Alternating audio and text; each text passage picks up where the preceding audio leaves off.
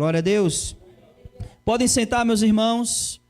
Abram em Tiago, carta de Tiago, capítulo 1. Hoje nós damos início ao estudo da carta de Tiago. E a gente fica se policiando aqui para não dizer carta de Paulo a Tiago, né? É um costume tão grande falar a carta de Paulo, né? Mas é carta de Tiago, a igreja do Senhor. Versículos de 1 ao 18 é o que nós iremos ver hoje. Então, se você achou, carta de Tiago, capítulo 1, diga amém. Vamos ler, irmãos, a partir do versículo 1 que diz assim: Tiago, servo de Deus e do Senhor Jesus Cristo, as 12 tribos da dispersão, saudações. Meus irmãos, considerai motivo de grande alegria o fato de passardes por várias provações, sabendo que a prova da vossa fé produz perseverança. E a perseverança deve ser ação perfeita, para que sejais aperfeiçoados e completos, sem vos faltar coisa alguma. Se algum de vós tem falta de sabedoria, peça a Deus, que a concede livremente a todos, sem criticar, e lhe será dada. Peça, porém, com fé, sem duvidar, pois quem duvida é semelhante à onda do mar, movida e agitada pelo vento. Tal homem não deve pensar que receberá do Senhor alguma coisa, pois vacila e é inconstante em todos os seus caminhos. Versículo 9. Mas o irmão de condição humilde deve gloriar-se na sua alta posição, o rico na sua humilhação, porque passará como a flor silvestre. Pois o sol se levanta em seu ardor e seca a relva, então sua flor cai e sua beleza desaparece. Assim também o rico murchará em seus caminhos. Feliz é o homem que suporta a provação com perseverança, porque depois de provado receberá a coroa da vida que o Senhor prometeu aos que o amam. Quando tentado, ninguém deve dizer, sou tentado por Deus, pois Deus não pode ser tentado pelo mal e a ninguém tenta. Mas cada um é tentado quando atraído e seduzido pelo seu próprio desejo, pela sua própria cobiça. Então o desejo, tendo concebido, dá à luz o pecado, e o pecado, após ser consumado, gera a morte. Meus amados irmãos, não vos enganeis, toda boa dádiva e todo dom perfeito vem do alto e descem do Pai das luzes, em quem não há mudança nem sombra de variação. Segundo sua vontade, ele nos gerou pela palavra da verdade, para que fôssemos como os primeiros frutos de suas criaturas. Mais uma vez, oremos ao Senhor. Amado Deus e Pai bendito, eis a palavra do Senhor que nós lemos, onde nós estamos nesse intuito e propósito de estudarmos todo esse livro. O que nós te pedimos nesse momento é o que sempre, Senhor, quando estudamos a Tua palavra, pedimos. Que o Senhor nos ilumine. Que o Teu Espírito Santo, que se faz presente aqui neste lugar, ilumine o nosso entendimento, ilumine o nosso coração para a compreensão da Tua palavra. Sem Ele, Senhor, não somos capazes de entender a Tua palavra. Nenhum intelectual, nenhum estudo do mundo, ó Deus, é capaz de trazer a compreensão verdadeira da palavra do Senhor, os intentos do Senhor. Se não for pelo Teu Espírito, Senhor, jamais compreendemos a palavra do Senhor. E é por isso que te pedimos, nessa noite, em nome de Jesus, nos ilumina, Pai. Ilumina o nosso coração, ilumina o nosso entendimento, para compreendermos a palavra do Senhor, para entendermos a palavra do Senhor e, uma vez entendendo-a, possamos guardar em nosso coração. Faz assim, Senhor, porque o nosso propósito, como veremos nessa carta, é praticar a Tua palavra. Em Jesus, nele, rogamos e nele também já te agradecemos hoje e para todo sempre. Amém, Senhor. Glória a Deus. Irmãos, antes da gente entrar aqui, eu queria falar algumas coisas. Pode passar aí, Eve. Passa lá para a parte da introdução. Algumas informações preliminares que são importantes. Pode passar isso aí. Aí, isso. Algumas informações preliminares importantes. Primeiro, o autor. Geralmente, quando a gente fala da carta de Tiago, algumas pessoas acham que esse Tiago é o Tiago apóstolo. E não é. Esse Tiago é o Tiago, irmão de Jesus, irmão mesmo de sangue. Né? Vocês sabem que Maria, ela não foi eternamente virgem, como a Igreja Católica ensina, né? Ela teve outros filhos com José. Um desses filhos é Tiago. O outro filho é Judas, também aqui, que é a carta antes do livro de Apocalipse. Então, esses dois aqui, tanto Tiago como Judas, eram irmãos por parte de mãe. Ok? Então, esse Tiago aqui não é o Tiago apóstolo, é o Tiago, irmão de Jesus. Até porque o Tiago apóstolo, ele morre quando? Ele foi um dos primeiros a morrer. Assim, quando a igreja ela começa a se expandir, nas primeiras perseguições, em Atos capítulo 12, Herodes já manda decapitar ele. Então, essa carta, como a gente está vendo ali, ó, a data, ela foi escrita aproximadamente um pouquinho antes do ano 62, que é quando esse Tiago aqui morre. Mas lá, quando o Tiago apóstolo morre, ali é ano, mais ou menos ano 34, 36. Então, ele não pode ter morrido no ano 36 e ter escrito a carta ali no ano 62, né? A não ser que fosse Chico Xavier, né? Você sabe como era o Chico Xavier, né? E vocês sabem que isso não existe. Amém? Amém? Então, irmãos, Tiago, irmão de Jesus, é o autor dessa carta. E ele escreveu ela nesse período aí aproximado de 62 a.C. E por que essa data é importante? Porque para a gente entender o motivo pelo qual Tiago está escrevendo, é importante a gente entender o período. E nesse período, foi um período onde houve grande fome nessa região.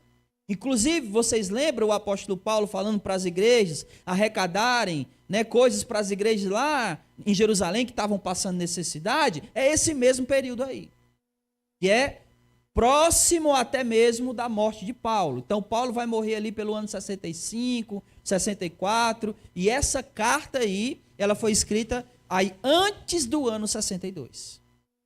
61, 60, 61, 62, mais ou menos por ali. Mas em 62, esse Tiago aqui é morto. Então, foi um período de grande fome. E daqui a pouco eu vou explicar por que isso é importante a gente saber. Uma outra coisa que é importante é o público-alvo aqui. Para quem que Tiago está escrevendo? Tiago está escrevendo para judeus convertidos ao cristianismo. Não eram gentios que haviam se convertido, eram judeus que haviam se convertido. Então, como esses judeus, eles eram muito familiarizados principalmente com os escritos do Antigo Testamento, você vai ver nada de Tiago falando sobre as coisas do Antigo Testamento. Praticamente nada sobre as coisas do Antigo Testamento. Porque o propósito dele não é falar sobre essas doutrinas que estão apoiadas no Antigo Testamento. Porque na cabeça de Tiago, como eles já eram judeus e conheciam bem as Escrituras, eles só precisavam fazer uma coisa. Que era o quê? Não. Eles já conheciam sobre Jesus, eles já sabiam as Escrituras. Então, quem sabe, só está faltando uma coisa: praticar. Por isso ele vai falar que a fé sem obras é morta, porque um dos motivos pelo qual ele está escrevendo é para que a igreja pratique aquilo que ela já sabe. Ok? Então ele está escrevendo para judeus que conheciam muito bem a escritura do Antigo Testamento e que haviam se convertido. Então, o tema é a prática da fé. Esse é o tema central que vai circular sobre toda a carta aqui. Então, lembre-se, quando estivermos vendo os versículos, essas coisas precisam estar em nossa mente, e quando elas estiverem, a gente vai entender melhor o que Tiago escreveu. E aí, as razões pelas quais ele escreveu, né? Esses irmãos, eles eram pessoas, em sua grande maioria, pobres, estavam sofrendo tribulações, e eles eram pobres, e o período era o quê? De fome. Como é que eles estavam? Atribulados. E além disso, os ricos, eles estavam oprimindo e estavam sendo injustos com eles. E além disso, eles estavam zombando da fé. É como quem diz o seguinte: olha, tu não é um servo aí de Deus? E por que está passando fome? Por que está passando necessidade, já que tu é um servo de Deus? Começavam a zombar. E a outra coisa é que Tiago, ele está chamando eles tanto para perseverar nos sofrimentos, quanto também colocar a sua fé em prática. E isso inclui, essa prática da fé inclui não ser amigo do mundo. Não se associar ao mundo. Por isso ele vai dizer, lá na frente a gente vai ver isso, mas ele vai dizer que a amizade ao mundo é... Meu Deus. A amizade com o mundo é inimizade contra Deus. Então, uma das coisas que ele vai falar que alguém que pratica a fé precisa fazer é ser inimigo do mundo. Porque se ele for amigo do mundo, aí ele vai ser inimigo de Deus. Amém? Tendo dito isso, vamos para o texto. Vamos para cá. Vamos lá, versículo 1. Tiago, servo de Deus e do Senhor Jesus Cristo, as 12 tribos da dispersão, saudações. Então, nesse primeiro versículo, ou nessa saudação inicial, ele já está falando algumas coisas que a gente já falou aqui no início. Ele está falando, né, quem é o autor da carta, Tiago, né, e a gente viu que esse Tiago é o Tiago, irmão de Jesus, não é o Tiago apóstolo. Outra coisa que ele vai falar aqui é que ele, olha só, Tiago, servo de Deus e do Senhor Jesus. Ele não está dando aqui aquela famosa carteirada. O que é carteirada? Sabe o que é carteirada? Beck, o que é carteirada? Não precisa falar não, Beck, eu estou só brincando. A carteirada é o seguinte, é aquilo que a gente costuma ver, uma pessoa que é uma autoridade, aí ela já lança aqui na cara dos outros que é a credencial dela. Eu sou policial, eu sou um deputado, eu sou o prefeito. Isso é o que a gente chama de carteirada. Ele já vai apresentando a sua credencial para melhor ser favorecido. Não é isso? Isso não acontece bastante? Tiago é irmão de quem? Ele poderia chegar e dizer isso? Tiago, irmão de Jesus, mas ele não faz isso, né? Ele faz o quê? Tiago, servo de Jesus. Não dá essa carteirada aqui, ele não faz isso, né? A outra coisa que ele está falando aqui, ele diz o seguinte, e isso aqui é uma coisa importante para a gente, tá? Ele diz, as 12 tribos, tá vendo? Essa expressão 12 tribos, ela se refere aos judeus. Porque lembra, o que é que formava o povo de Israel? As 12 tribos. Então ele está escrevendo para judeus. Aí ele diz, as 12 tribos da diáspora, né? Na minha versão aqui, na dispersão. E o que seria essa diáspora? O que seria essa dispersão? Eram judeus espalhados pelo mundo. Judeus que não viviam em Jerusalém. Porque esses irmãos aqui, eles não eram judeus de Jerusalém. Eram judeus que moravam fora da região de Jerusalém. E esses judeus eram judeus que foram espalhados pelo mundo. Essa palavra diáspora ou dispersão, ela significa espalhar. Então era para esses judeus que não moravam em Jerusalém. Porém, estavam espalhados, né? Porém, eles haviam se convertido a Jesus. Amém? Então, Tiago já está aqui falando essas informações importantes já na saudação. Eu, Tiago, servo do Senhor, escrevendo às 12 tribos, né, aos judeus, da dispersão, da diáspora, que estão espalhados pelo mundo, que não moram em Jerusalém. Saudações. Aí, muito bem. A partir do versículo 2, ele vai começar uma coisa muito importante. Lembre-se, ele estava escrevendo para aqueles irmãos, porque eles estavam passando tribulações. Quais eram essas tribulações? Fome. Além disso, eles estavam sendo oprimidos pelos ricos, certo? Os ricos, além de serem injustos com eles, ainda zombavam da fé. Então, tudo isso é uma tribulação que eles estavam sofrendo. Deu para entender isso, né? Agora vamos lá ver o que é que ele vai dizer, versículos 2 ao 4. Meus irmãos, considerai motivo de grande alegria o fato de vocês estarem passando por várias provações. Sabendo que a prova da vossa fé produz perseverança, a perseverança deve ter ação perfeita, para que seja aperfeiçoado completamente, sem vos faltar coisa alguma. Tiago, ele começa falando uma coisa aqui muito pouco convencional, muito pouco popular, que é o quê?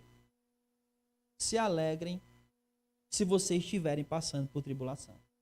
Em outras palavras, ele está dizendo assim, ó, vocês estão sofrendo? Estamos. Isso é motivo de alegria. Como assim, Tiago? Como é que pode alguém que está sofrendo dizer, como eu sou alegre por estar sofrendo? É basicamente isso que ele está falando. Ó, vamos ler de novo. Meus irmãos, considerai motivo de grande alegria o fato de vocês passarem por várias tribulações. Então ele está aqui, irmãos, falando algo meio estranho, né? Meio impopular. É estranho porque nós somos ensinados a fugir do sofrimento. É ou não é? Nós somos ensinados a não querer sofrer. E obviamente que ninguém é maluco de querer sofrer. A questão não é essa. E é impopular porque também somos ensinados a não apenas fugir do sofrimento, mas buscar a felicidade. É isso que a gente é ensinado.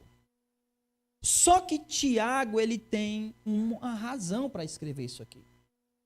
Ele tem um motivo para escrever isso aqui. E ele começa a dizer as razões e os motivos de que se você está passando por tribulação, você tem que ser alegre e feliz por causa disso. A palavra que ele usa aqui é a mesma palavra que Jesus vai usar lá, que a gente traduz para bem-aventurança. Jesus não fala bem-aventurado, não é isso? Lá em Mateus 5, é a mesma coisa que ele usa aqui. Então, olha, sejam felizes, bem-aventurados. Vocês estão passando por tribulação, vocês são bem-aventurados por isso, vocês são felizes por isso. E aí ele começa a dar as razões. Versículo 3. Sabendo que a prova da vossa fé produz perseverança. Por que é que ele está dizendo isso? Que tem que ser feliz, que você diz, olha, graças a Deus, eu estou alegre por estar passando por provação, por tribulação. Porque as provações geram perseverança. Quanto mais a gente é provado, mais a gente é instigado, movido a perseverar, a não desistir. É ou não é? Quando a gente está na zona de conforto, a gente é motivado a perseverar? Não é. A gente só é motivado a perseverar na dificuldade. Então, se estamos passando por tribulação, isso é motivo de alegria, porque isso vai nos levar à perseverança. E aí ele continua. Versículo 4. E a perseverança deve ter ação perfeita. Olha só. A dificuldade produz perseverança E a perseverança produz uma ação perfeita, uma conduta perfeita. Em outras palavras, aquele que está perseverando, ele vai se comportar de maneira perfeita. E por que ele vai se comportar de maneira perfeita? Porque ele vai buscar quem? É óbvio. E a busca por Deus é a melhor, não é a melhor conduta, é a conduta perfeita, é a ação perfeita. Então a tribulação, ela leva à perseverança, a perseverança leva à conduta perfeita. E ele mais continua, versículo 4 ainda. Vamos ler do 3, e aí a gente lê o versículo 4 completo. Versículo 3. Sabendo que a prova da nossa fé produz perseverança, a perseverança deve ter ação perfeita, para que sejais aperfeiçoados e completos. Então, a tribulação produz perseverança, a perseverança leva a uma conduta perfeita, e tudo isso conduz a um aperfeiçoamento completo. Vocês estão entendendo por que ele começa dizendo no versículo 2 que, irmãos, se vocês estão passando por tribulação, considerem isso motivo de alegria. Porque se vocês estão atribulados, vocês irão perseverar. E se vocês perseverarem, isso vai levar vocês a uma conduta perfeita. E se vocês forem se comportarem de maneira perfeita, vocês serão completamente aperfeiçoados. Isso é ou não é motivo de alegria? É. É por isso que Tiago está falando isso. Por isso que ele fala isso aí. Leia comigo de novo, versículo 2. Meus irmãos, considerai motivo de grande alegria o fato de vocês passarem por várias provações. Aí alguém poderia dizer, tá maluco, Tiago? Como é que alguém que está passando por várias tribulações vai pensar que é motivo de alegria? Aí ele diz, porque a tribulação produz perseverança, a perseverança leva a uma conduta perfeita, e a conduta perfeita vai nos levar a um aperfeiçoamento completo, e isso é motivo de alegria. Amém, irmãos? Aí ele continua o versículo 5. Porque, olha só, irmãos, a grande questão é, pense comigo aqui, antes de a gente ler aí, pense comigo aqui. É fácil para qualquer ser humano ter esse tipo de pensamento quando está na tribulação? Sim ou não? Não é. Quando você está no sofrimento, o que você mais quer? Você quer sair dele. Dificilmente você vai pensar que aquilo ali é um momento para você crescer na fé. Dificilmente alguém pensa assim. Dificilmente alguém tem essa atitude. Só que Tiago, ele vai dizer algo que às vezes a gente acha que os versículos estão desconectados, mas não estão, tá? Porque parece, quando ele está dizendo aqui no versículo 5, se alguém tem falta de sabedoria, peça a Deus. Mas peraí, ele estava falando de sofrimento, agora está falando de sabedoria? Ele está falando de outra coisa? Não, ele está continuando o assunto. A grande questão é que para alguém pensar assim, de que os sofrimentos é motivo de alegria porque vão nos levar a um crescimento, para alguém pensar assim é necessário que tenha sabedoria. Estão entendendo isso? E aí nem todas as pessoas têm esse tipo de coisa naturalmente. E aí ele está dizendo o quê? Se alguém entre vocês tem falta de sabedoria, peça a Deus. Mas a gente precisa ter muita sabedoria para passar por isso. Peça a Deus. Peça a Ele. Por quê? Olha só, peça a Deus porque Deus, Ele concede livremente a todos, sem criticar. Deus não vai dizer, meu irmão, Deus vai dizer para nós, meu irmão, não vai, né? Mas Deus não vai dizer, olha, tu já tem 20 anos de fé e não é sábio. Deus não vai dizer isso. Ele não vai nos criticar. Ele vai simplesmente atender. Se pedir sabedoria, Deus vai atender. Olha o que ele fala no final do versículo 5. Ele dá livremente a todos, sem criticar, e lhe será dado. Se alguém tem falta de sabedoria, Deus irá conceder sabedoria. É só pedir. Aí nós lembramos aqui das palavras de Jesus, né? Batei e a porta será aberta. Pedi e será dado. Tiago não está falando nada diferente do que Jesus falou. Se alguém tem falta de sabedoria, peça a Deus. Agora olha só o que ele vai dizer. Ok, Tiago, eu entendi. Aí Tiago, não, peraí, não é só assim não. Versículo 6. Peça com fé. Peça com fé, sem duvidar, pois quem duvida é semelhante à onda do mar, movida e agitada pelo vento. O que ele quer dizer aqui com pedir com fé? Pedir com fé é crer que Deus proporciona exatamente aquilo que a gente necessita. É crer que Deus cuida de nós, nos mínimos detalhes das nossas necessidades. É crer que Deus vai nos capacitar para trilhar o caminho da fé. E para trilhar esse caminho da fé, do que a gente precisar, Ele vai nos conceder. É crer sem duvidar. É não pensar da seguinte maneira: eu vou pedir sabedoria a Deus. Será que Ele vai me dar? Não. Não é pensar dessa maneira. É pensar que Deus vai dar. Por quê? Porque Ele proporciona tudo que nós necessitamos. E se nós necessitamos de sabedoria e por isso pedimos, Ele vai conceder. Porque quem duvida é como alguém que é movido igual a onda do mar, ou seja, é alguém inconstante. Versículo 7. Tal homem não deve pensar que receberá do Senhor alguma coisa. Alguém que duvida que Deus proporciona essas coisas é alguém que não vai receber.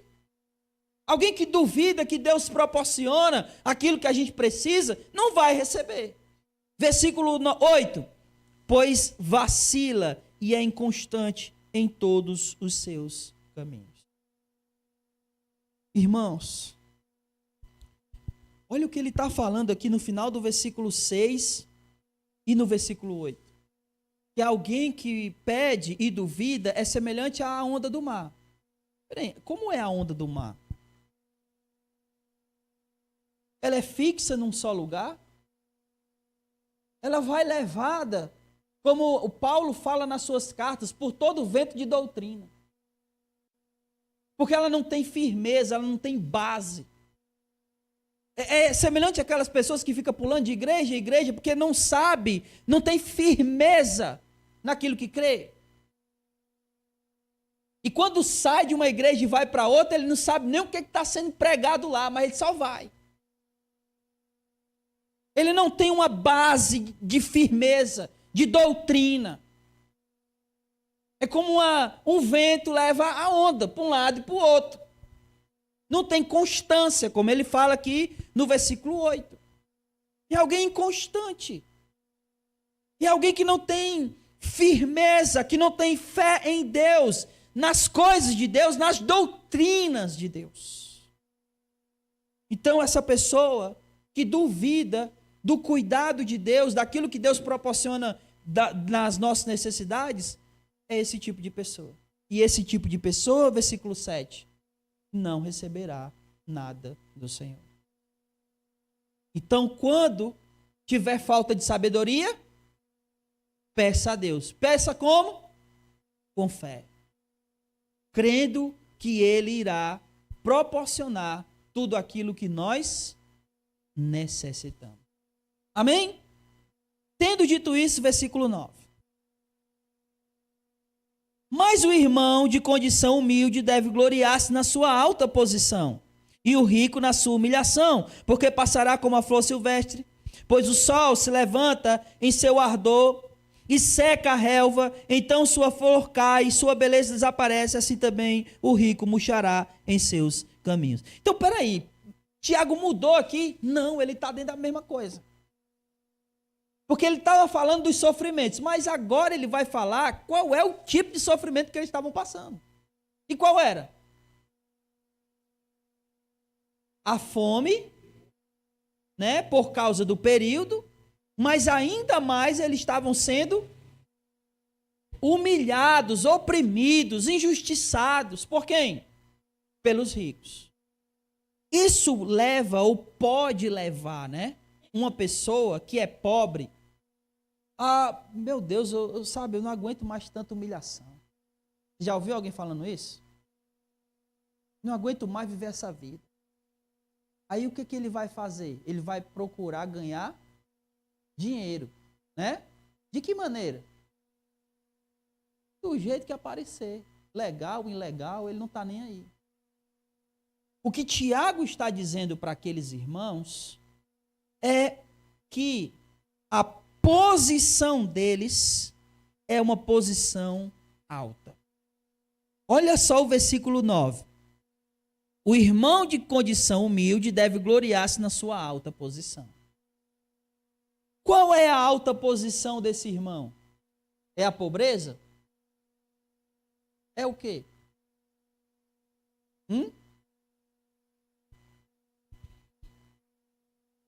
Não. Qual é a alta posição que esse irmão tem que se gloriar? Porque a ideia aqui é que eles não baseiem a vida deles no que eles têm. O que eles, vamos dizer, o que eles adquirem, possuem, não deve ser aquilo em que eles se gloriam, em que eles se orgulham. Em outras palavras, isso não é uma posição alta. A posição alta não é o fato de você ter ou não ter. Então, qual é essa posição alta que o irmão de condição humilde deve se gloriar?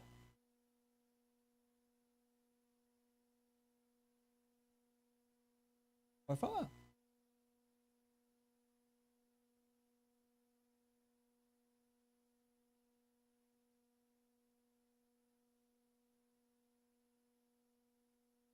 E isso é ser o quê? A humildade faz parte, mas isso é ser o quê? Faz parte, mas isso é ser o quê? Um cristão. É tanto que ele começa dizendo assim, ó, mas o... Qual é a primeira palavra que ele diz aí? Mas o... Quem é que deve se gloriar na condição humilde? Quem é? O irmão. Ele não começa dizendo isso? Mas o irmão é quem? É o cristão. Olha, o que ele está dizendo é, a condição alta aqui é o fato dele ser cristão, dele ser um irmão. A condição alta não é a condição financeira, não é o que ele possui ou deixa de possuir. A condição alta dele aqui, a condição dele, em quem ele deve se gloriar, é o fato dele ser um cristão. Não é o fato dele ter alguma coisa, é o fato dele ser um cristão. Isso, meus irmãos, deve ser para nós motivo de orgulho. Não um orgulho, um orgulho ruim, né? Aquele que nos torna no sentido de soberba. Não é esse. É o sentido de alegria, de ser feliz por eu ser cristão. Não porque eu tenho alguma coisa, mas porque o Senhor nos salvou. Amém? É nisso que o cristão tem que se gloriar. Essa é a posição alta. Em contrapartida, versículo 10, ó. O rico na sua humilhação. Ou seja, se o irmão, ele se gloria na sua alta posição, e qual é a alta posição? Ele é um irmão, ele é um cristão. O rico, ele se humilha na sua baixa posição, por assim dizer.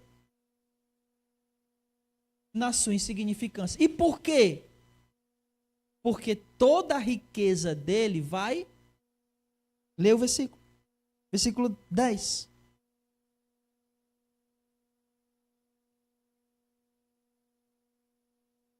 Olha só, a questão é, existem pessoas ricas, sim ou não?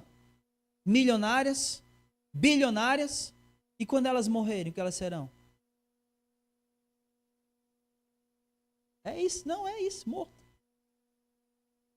Tudo que elas adquiriram aqui, acabou, é insignificante, vai passar. Agora, e o irmão? Passa? Não. Ser cristão é eterno. As riquezas passam. Vocês estão vendo por que a riqueza ela é insignificante? Porque ela passa. Vocês estão vendo por que ser cristão é uma alta posição? Porque ser cristão é eterno. Esse é o ponto de Tiago aqui. O irmão, ele pode ser humilde, né? Por não ter nada, mas ele está numa alta posição. E qual é essa? Ele é um irmão, ele é um cristão. Já o rico, a única coisa que ele tem é dinheiro. Que na hora que ele morrer, para ele não vale de nada. Você lembra quando Jesus disse que, olha, o que o homem vai dar em troca da sua alma? Né? Porque ele diz aquela frase lá, né? Estou esquecendo aqui do começo do versículo. O que adianta o homem ganhar o mundo inteiro e perder a sua alma? Aí ele diz, o que dará o homem em troca de sua alma? Ou seja, o cara pode ganhar o mundo inteiro, acumular bens e riquezas, e no final da vida, todo esse bem, toda essa riqueza dele, vai servir para ele comprar a salvação? Não. Então não valeu de nada. É como Salomão vai dizer lá em Eclesiastes, é correr atrás do vento. Você já correu atrás do vento? Né? Graças a Deus, você é cor de maluco. Correr atrás do vento não faz sentido. Né? E também é ruim correr contra o vento, né? Não é à toa que os aviões só decolam contra o vento, né? Porque é uma força louca que levanta o avião. Não sei se vocês sabem disso, mas o pessoal acha que o avião decola em favor do vento, né? De jeito nenhum. Ele decola contra o vento, que o vento bate no papo dele e faz ele levantar. Correr contra o vento também é ruim, né? Mas vocês entenderam aqui, irmãos? O que Paulo está dizendo? Tiago está dizendo? Aí olha o versículo 11. O sol levanta em seu ardor e seca a relva. Então sua flor cai e a beleza desaparece. Assim também é o rico, murchará em seus caminhos. O rico vai passar. Do mesmo jeito que a relva no campo, né, bonita lá, ela seca por causa do sol, o rico também vai chegar um dia que ele vai murchar e cair. E que ele não vai existir mais. Então, se alguém deve se gloriar alguma coisa, é em quê?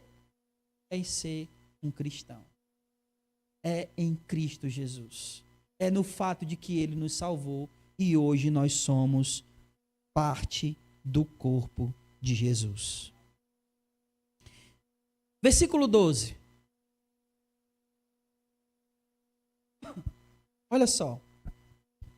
Agora, já que ele falou, né, aqui dos motivos, ou melhor, ele falou o que é que estava acontecendo, né, qual era a humilhação, qual era a situação que eles estavam enfrentando. Agora ele volta de novo para aquela questão do sofrimento. Aí ele diz assim no versículo 12: feliz é o homem que suporta a provação com perseverança.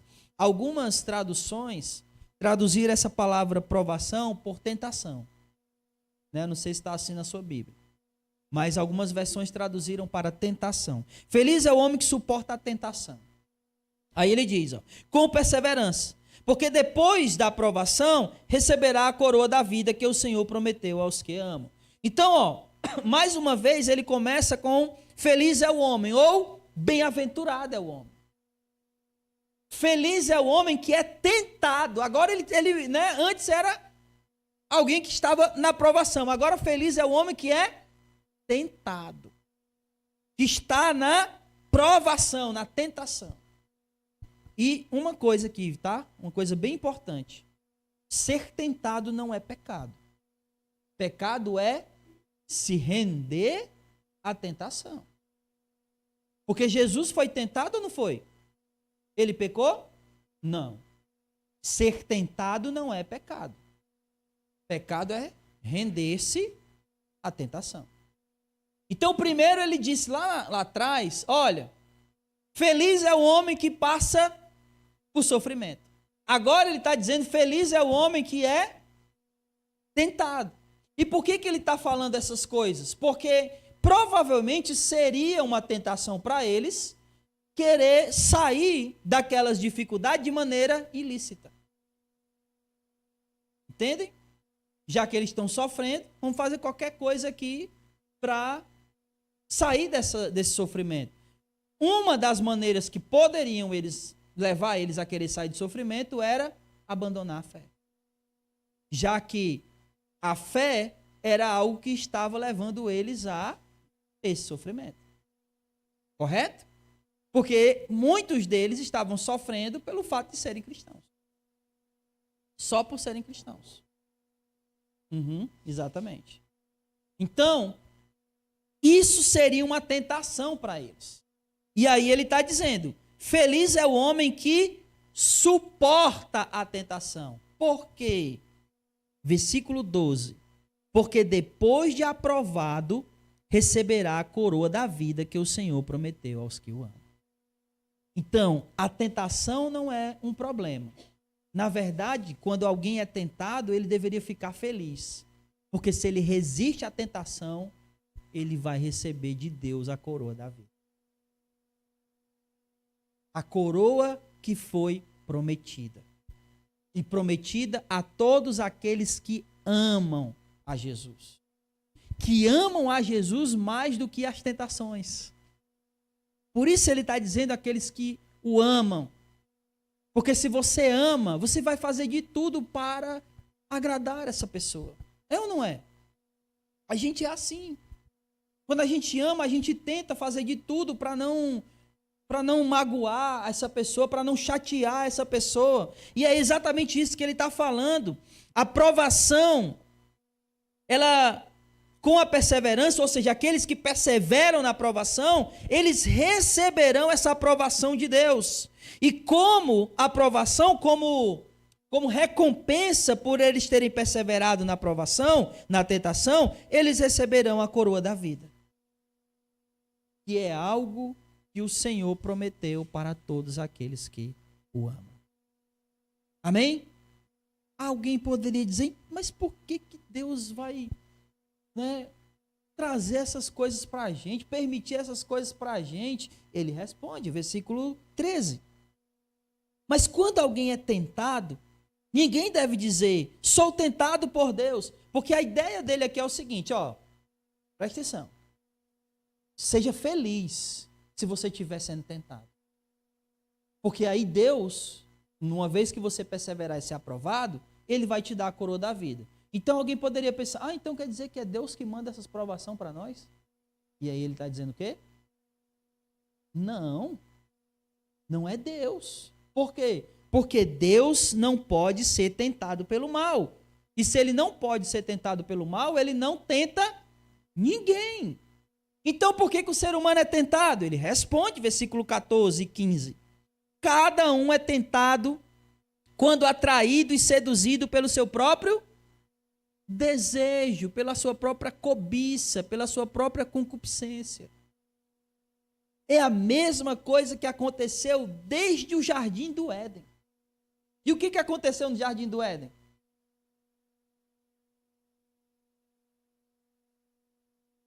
Satanás tentou. Certo? Satanás tentou. E eles tiveram o quê? Desejo, a cobiça. Lembra? Eles olharam, para o fruto e viram que o fruto da árvore era agradável. E isso os atraiu. Mas quem foi que foi atraído? Foi atraído pelo quê? Pelo próprio desejo. Foi Deus? Não. Foi o próprio desejo deles que fez com que eles fossem tentados. Paulo vai dizer aos romanos exatamente isso. Olha, a questão é a cobiça. O ser humano, ele cobiça o tempo todo. Ele olha e deseja. Ele olha e quer. E quando ele olha e quer, ele está sendo tentado. E aí, versículo 15. Então o desejo, tendo concebido, né, ou seja, uma vez que a pessoa deseja, ela dá a luz ao pecado. A pessoa desejou, o pecado está à porta. É o que ele fala lá, quando Caim matou Abel. Ele diz, olha, o pecado está à porta, mas cabe a ti dominá-lo. Lembra? Ele fala isso Deus fala isso para Caim. E é isso que ele está dizendo, ó. Uma vez que o desejo aparece e ele é concebido, né? Uma vez que ele é sentido, ele dá a luz ao pecado. O pecado está aí. Aí ele fala, o pecado, uma vez consumado, ou seja, uma vez que a pessoa praticou, aí gera a morte. Mas o que ele está falando, em outras palavras, nada disso vem de Deus. O desejo pelo pecado, a cobiça, a tentação, nada disso vem de Deus. E por que não vem de Deus? Final do versículo 16 ao 18. Meus amados, não vos enganem. Toda boa dádiva e todo bom dom perfeito vem do alto e descem do Pai das luzes, em quem não há mudança nem sombra de variação. Em outras palavras, tudo que é mal e todo o desejo pecaminoso, ou seja, toda a tentação, vem de quem? Quem é que tenta? O diabo. E nós somos tentados por causa de quê? Da nossa própria cobiça. Então, toda maldade, toda tentação vem do diabo, das trevas, que só consegue nos tentar por causa da nossa cobiça. Agora, tudo que é bom vem do Senhor. É isso que Tiago está dizendo. Ninguém, ao ser tentado, diga sou tentado por Deus. Por quê? Porque Deus não tenta ninguém. Ele não pode ser tentado pelo mal. Então, essa maldade que tenta vem de Satanás. Que ele só consegue fazer por causa da nossa concupiscência, do nosso desejo pecaminoso. Agora, tudo que é bom, versículo 17, toda boa dádiva, todo dom perfeito, vem do alto e desce do Pai das luzes. Toda boa dádiva vem da luz. Não é obra das trevas, é obra da luz. E Deus é o Pai dessa luz. Deus é o Pai de toda luz. Ele é luz. Ele é o Criador da luz. Ele é o Pai dela. E por isso, tudo que é bom só pode vir de um lugar. Dele. E se toda bondade vem dele por ele ser luz, tudo que é mal, que diz respeito às trevas, não tem como vir dele. Esse é o argumento aqui de Tiago. Versículo 18.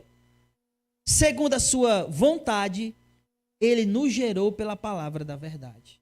Como foi que Deus nos fez? Pela palavra. Quem é a palavra? É Jesus. Nós fomos criados, segundo a sua vontade, pela palavra, para que fôssemos como os primeiros frutos de suas criaturas. Em outras palavras, Tiago está dizendo que nós somos as primícias da criação do Senhor. De toda a criação, o ser humano é as primícias. Portanto, não faz sentido, muitas vezes, como as pessoas gostam de colocar, né? Amém, irmãos? Olhem para cá, por favor. Atentem. Como as pessoas muitas vezes gostam de colocar, que o ser humano, ele é inferior a bicho. que o ser humano é inferior a mato, que o ser humano é inferior às baleias. E aí as pessoas criam ONGs para defender a mata, criam ONGs para defender todo tipo de bicho, criam ONGs para defender a baleia, mas está matando o ser humano no ventre, através dos abortos. O ser humano é as primícias da criação. Deus fez assim. Não somos nós que determinamos, foi Ele. E toda boa dádiva vem do Senhor. Amém? O que aprendemos, irmãos? 7 coisas. Dá para ver aí? Vou ler aqui que fica melhor para mim. Primeiro, as tribulações não podem ser para nós algo que nos leva, ao desespero. Nem mesmo à murmuração. As tribulações não podem ser vistas dessa maneira, como algo que nos desespera ou que nos leva a murmurar. 2. As tribulações, provações, produzem em nós perseverança, procedimento correto e aperfeiçoamento. E é por isso que nós, quando passamos por tribulações, devemos nos alegrar. Ficar felizes por estarmos vivenciando aquilo. Porque é uma maneira de Deus nos fazer perseverar, nos fazer ter um procedimento correto e nos aperfeiçoar por completo. 3. Obviamente, para tudo isso precisamos de sabedoria. Então, nós temos que pedir essa sabedoria ao Senhor. Porque somente com essa sabedoria nós vamos ter esse tipo de visão em relação às tribulações, e isso vai nos levar a uma conduta perfeita. É só com sabedoria. É só essa sabedoria, não uma sabedoria qualquer, mas uma sabedoria dada pelo próprio Deus. E é por isso que nós precisamos pedir a Ele por essa sabedoria. 4. Nós temos que nos gloriar em sermos cristãos. Isso é algo, meus irmãos, que precisa estar no nosso coração. O nosso gloriar, a nossa felicidade não é porque a gente tem carro, casa, não é porque a gente tem coisas. Essas coisas, elas vão ficar. Como a gente viu, O cara tem bilhões, mas quando ele morrer, acabou. Ele não tem mais.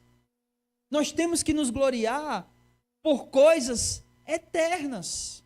E sermos cristãos, fazermos parte do corpo de Cristo, isso é para sempre, meu irmão.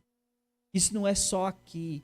Começa aqui, mas ecoa, ele prolonga na eternidade. Amém? Por isso nós devemos nos gloriar em Cristo, porque quando Ele nos salvou, Ele nos tornou cristãos. 5. A coroa da vida é garantida a todos que são aprovados por Deus mediante as provações, as tentações. Então, estamos sendo tentados, fiquemos felizes, não pela tentação em si, mas pela oportunidade de perseverarmos e passarmos pelas tribulações, pelas tentações. E uma vez que passarmos por ela, nós seremos aprovados por Deus. E a recompensa é a coroa da vida eterna. Isso é uma coisa tão legal, tão interessante, que deveria nos fazer perseverar, porque é como sei lá, como é que eu posso colocar? Sim, mas é a recompensa, aquilo que nos estimula. Imagine o seguinte: por que é que você trabalha o mês inteiro? No final do mês você tem. Então qual é o estímulo para trabalhar? Qual é? O que te faz trabalhar? O que é? O dinheiro, é a recompensa, não é? O salário. Ele está dizendo a mesma coisa. A recompensa por a gente vencer as tentações é a coroa da vida eterna. Então, quando a gente estiver sendo tentado, isso deve estar na mente. Espera aí. Ou eu me entrego às tentações, ou resisto para receber a coroa da vida. A grande questão é, vale a pena trocar a coroa da vida por um momento de tentação? Essa é a questão. Essa é a pergunta que todos nós deveríamos fazer no momento que estivermos sendo tentados. A nossa motivação é a coroa da vida, que é garantida a todos aqueles que são aprovados por Deus quando perseveram nas tentações. 6. Nenhuma maldade, ou seja, tentação, vem do Senhor, mas toda bondade vem dele, que é o Pai das luzes. Ninguém é tentado por Deus, porque toda tentação provém do mal. E Deus não pode ter comunhão com o mal. O oposto é, nenhuma bondade vem do que é mal. Tudo que é bom vem do Senhor. E por último, nós somos as primícias da criação do Senhor.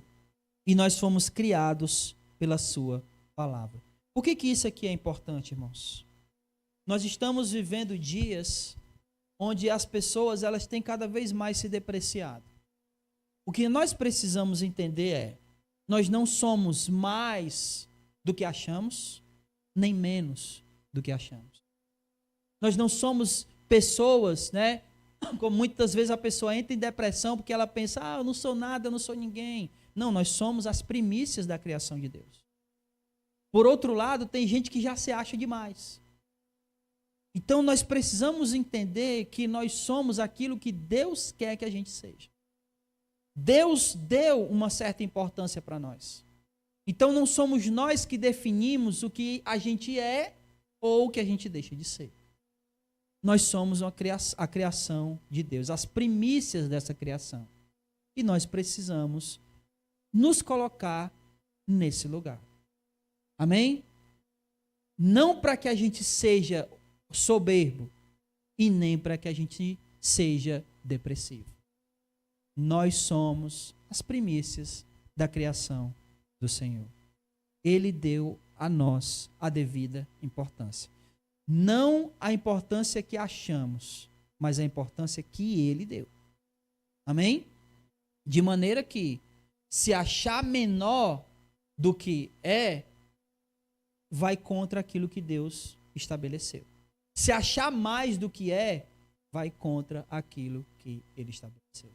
Nós somos cristãos e servos do Senhor. Amém? Foi isso que Ele deu para cada um de nós. Amém, meus irmãos. É isso, né? Quarta-feira que vem, nós vamos dar continuidade. Aqui nós iremos do versículo 19 até o final, versículo 27 do capítulo 1. E daremos continuidade aí durante, talvez, esse mês e o próximo, eu acredito. Durante esses 2 ou 3 meses, a gente vai estar estudando a carta de Tiago. Fiquemos de pé, vamos encerrar aqui com a oração.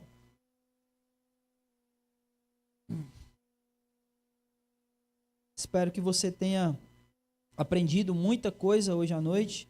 Espero que, se você fez anotações ou se simplesmente ficou na sua mente, que você guarde essa palavra no seu coração, leve para sua casa, medite, continue meditando nela. Eu vou fazer de tudo para deixar ela disponível lá no canal da igreja no YouTube. Você pode acessar e assistir outras vezes para ir guardando.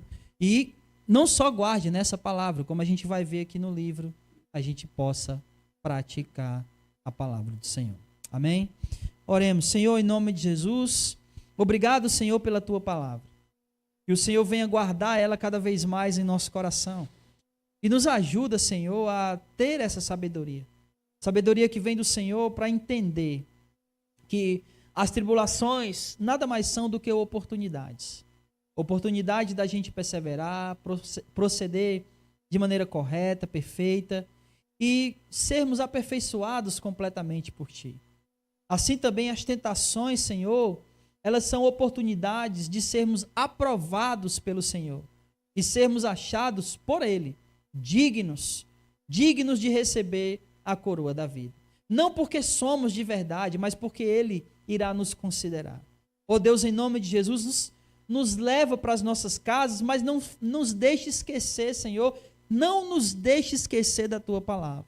Pelo contrário, guarda ela cada vez mais em nosso coração.